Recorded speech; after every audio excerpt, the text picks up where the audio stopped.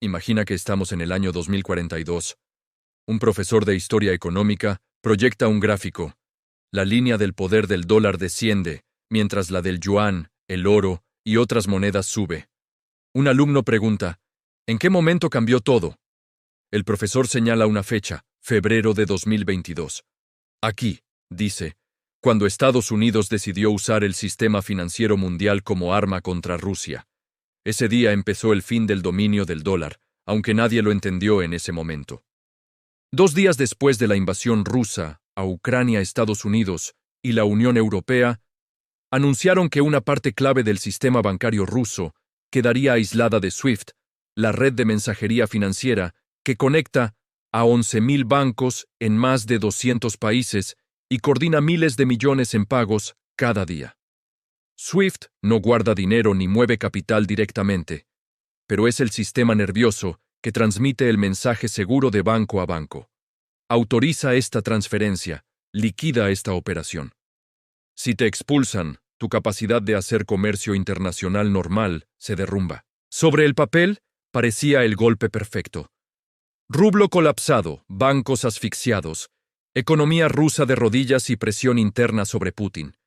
Durante unas semanas, el caos pareció confirmar la teoría. Pero el desenlace fue distinto. El rublo se estabilizó, el Banco Central ruso reaccionó con tipos de interés altísimos y controles de capital.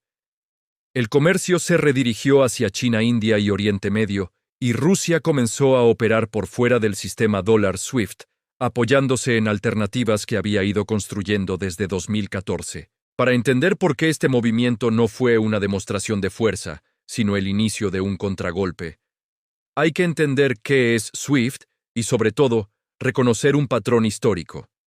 SWIFT nació en los años 70 como un lenguaje común y seguro para pagos internacionales, sustituyendo al viejo Telex.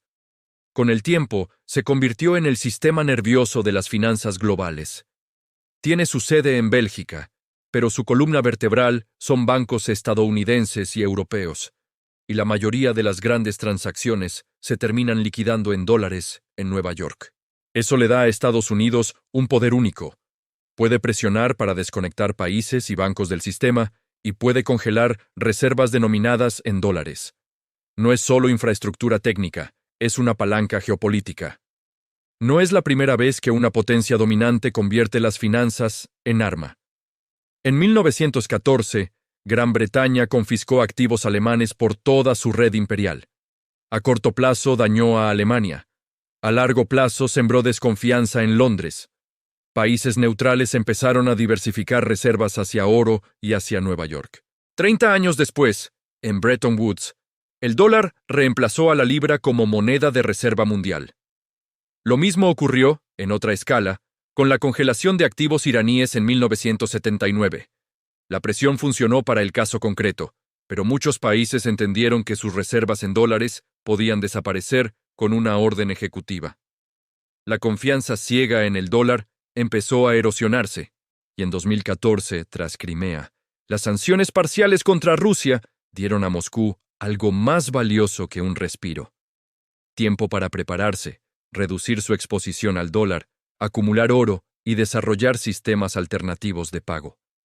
Con la guerra de Ucrania, Estados Unidos decidió usar todo ese poder acumulado, expulsar bancos rusos de SWIFT y congelar cerca de $300.000 millones en reservas del Banco Central ruso. El mensaje a Rusia era brutal, pero el mensaje al resto del mundo era todavía más inquietante. Cualquier país que dependa del dólar y de SWIFT puede ser desconectado y ver sus reservas congeladas si la política de Washington lo considera necesario. Si eres China, India, Arabia Saudita, Brasil o Turquía, lo que ves no es solo el castigo a Rusia. Ves tu propia vulnerabilidad futura, y cuando un país descubre una vulnerabilidad sistémica de ese tamaño, la reacción lógica es dejar de depender exclusivamente de ese sistema. A partir de 2022, el patrón clásico de contraataque se aceleró. Rusia multiplicó el uso de su sistema doméstico de pagos, SPFS, y lo conectó con SIPS, el sistema de pagos transfronterizos de China. Una parte creciente de su comercio Se empezó a liquidar en rublos, yuanes, rupias y dirhams.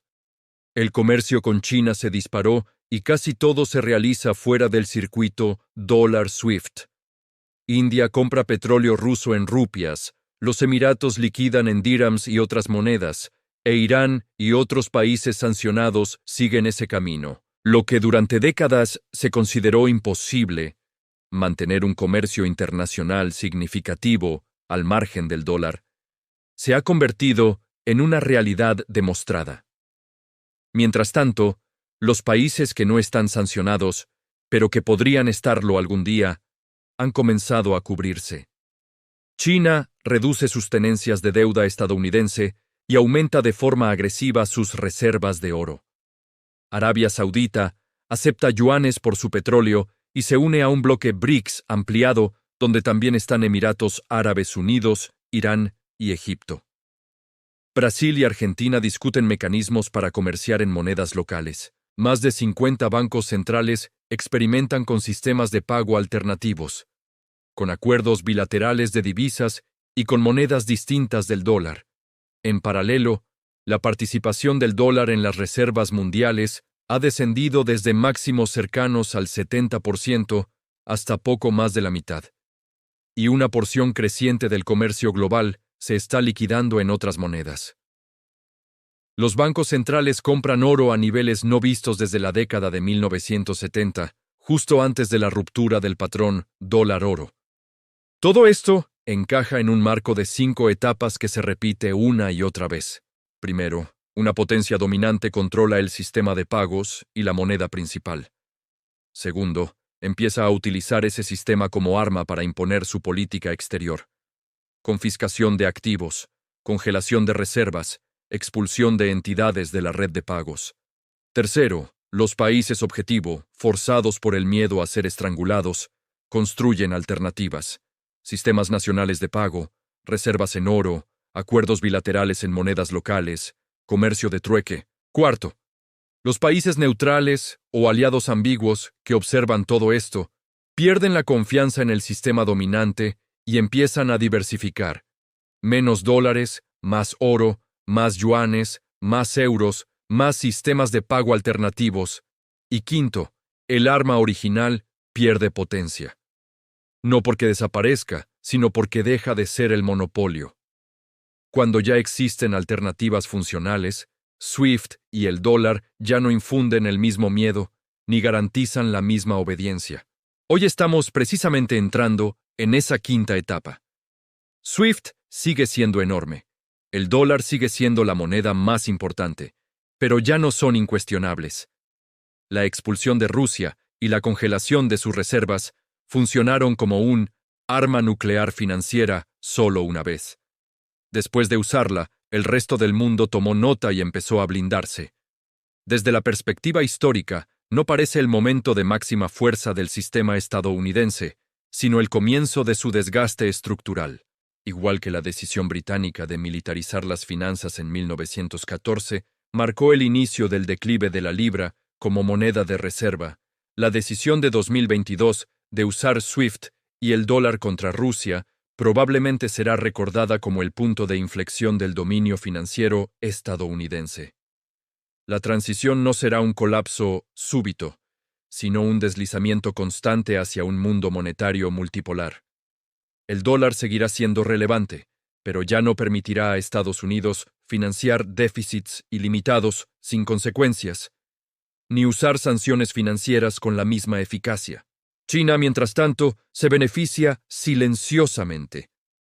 Acumula oro, expande CIPS, firma acuerdos de swap de divisas, convierte su moneda en una opción creíble para el comercio internacional. Rusia, a su manera, también gana. Demostró que se puede sobrevivir al castigo máximo del sistema dólar SWIFT y se colocó en el centro de un bloque alternativo junto a China, India e Irán.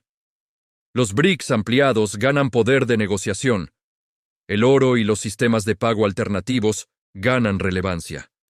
Y pierden, sobre todo, los que apostaron todo a que el orden financiero dominado por Estados Unidos sería eterno. Cuando dentro de 20 años miremos hacia atrás, es muy probable que febrero de 2022 no se recuerde como el momento en que el dólar mostró su punto más alto de fuerza, sino como el instante en que el resto del mundo decidió dejar de depender de él. El arma SWIFT parecía imparable, pero, como todas las armas financieras, funcionó una vez, y a costa de acelerar el fin del sistema que le daba poder. En perspectiva, el golpe financiero contra Rusia no debilitó solo a Moscú, debilitó el propio sistema que lo ejecutó. Al usar SWIFT y el dólar como armas, Estados Unidos mostró su poder. Pero también reveló a todos los países del mundo su vulnerabilidad. Y desde ese momento comenzó la desbandada. Reservas diversificadas, nuevos sistemas de pago, comercio en monedas alternativas y un mundo que ya no acepta depender de una sola potencia. Por eso, cuando miremos atrás, veremos que febrero de 2022 no fue el triunfo del dólar, sino el inicio de su declive. SWIFT funcionó una vez. Después de eso, todos aprendieron a vivir sin él.